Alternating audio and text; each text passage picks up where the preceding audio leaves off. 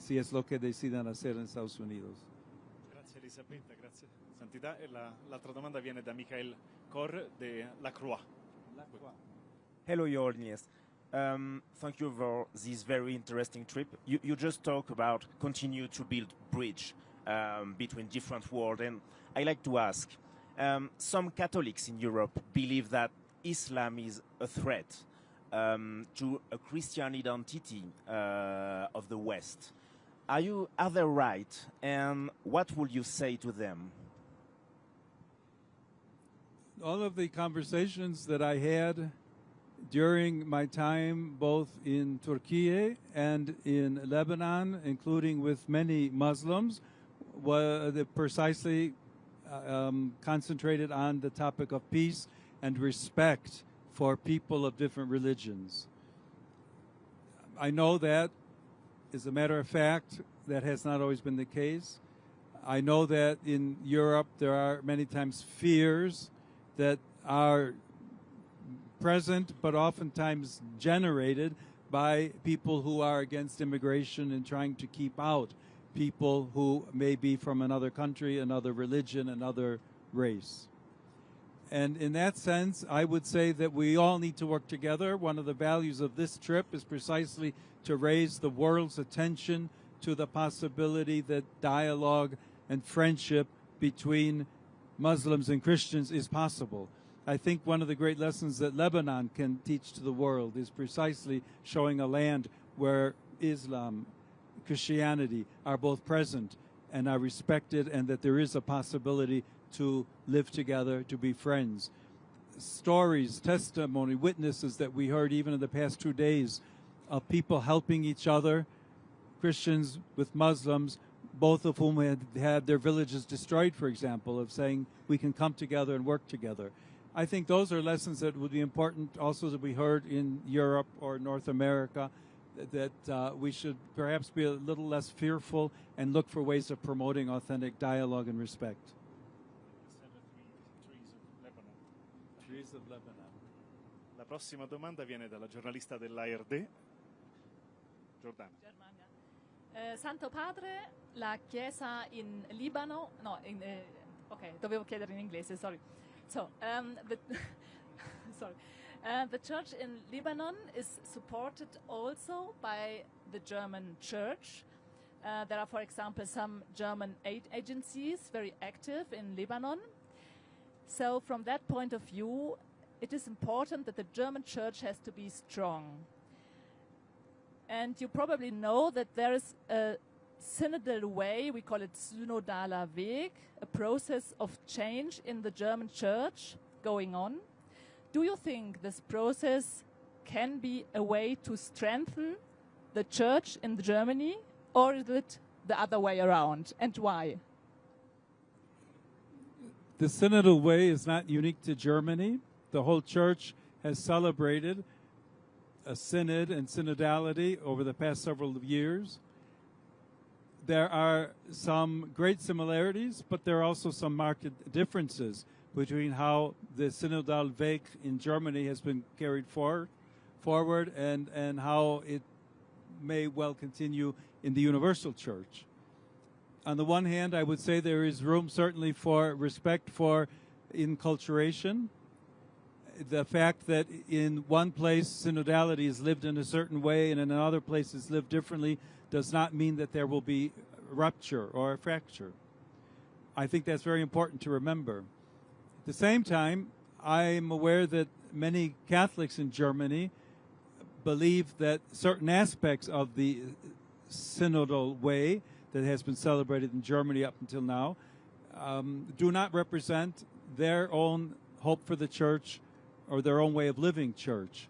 So there's need for further dialogue and listening within Germany itself so that no one's voice is excluded, so that the voice of those who are more powerful does not silence or stifle the voice of those who might also be very numerous but don't have a place to speak up and to allow their own voices and own expression of church participation to be listened to. At the same time, as you know, I'm sure, the German group of German bishops has been meeting through the past couple of years with a group of the cardinals from the Roman Curia, and there's an ongoing process there as well to try and make sure that the German synodal way does not, if you will, break away from what needs to be considered as the pathway of the universal church. I'm sure that will continue. I suspect there will be some adjustments made on both sides in Germany, but I'm certainly hopeful that things will work out positively.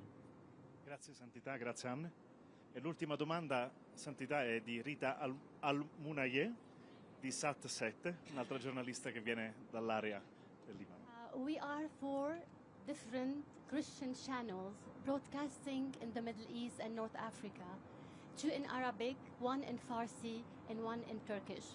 First of all, I would like to thank you for giving a time for the Lebanese people. I am myself a child of war, and I know how much it means to have a hug from Your Holiness, a tap on the shoulder, and saying everything is gonna be okay. And what struck me is your motto, Your Holiness. Your motto. It says in the one, we are one. This motto speaks of building bridges between different Christian denominations, between religion, and also across neighbors that sometimes can be a bit difficult.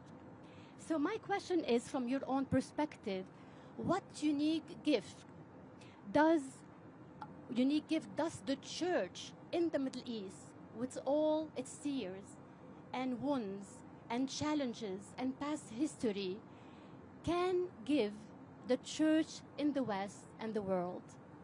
Okay. Let me preface my response by saying that today, people who grew up in a very individualistic society, young people who passed a very significant amount of time during the pandemic because of COVID, and whose personal relationships are oftentimes very isolated in reality because they're only through computer screens or smartphones. They ask sometimes, why should we want to be one? I'm an individual and I don't care about others.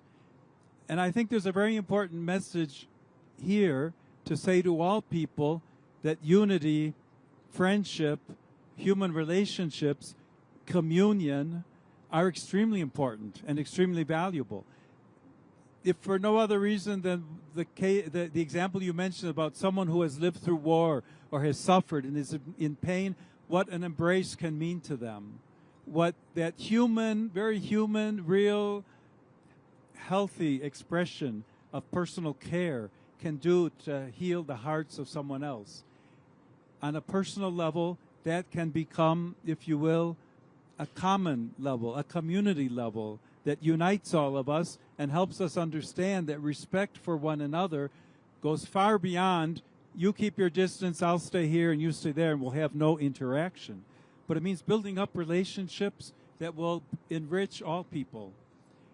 With that message, certainly my motto is primarily because of Christ. In Ilo is in Christ, who is one, we are all one. But it's not defined, if you will, only for Christians.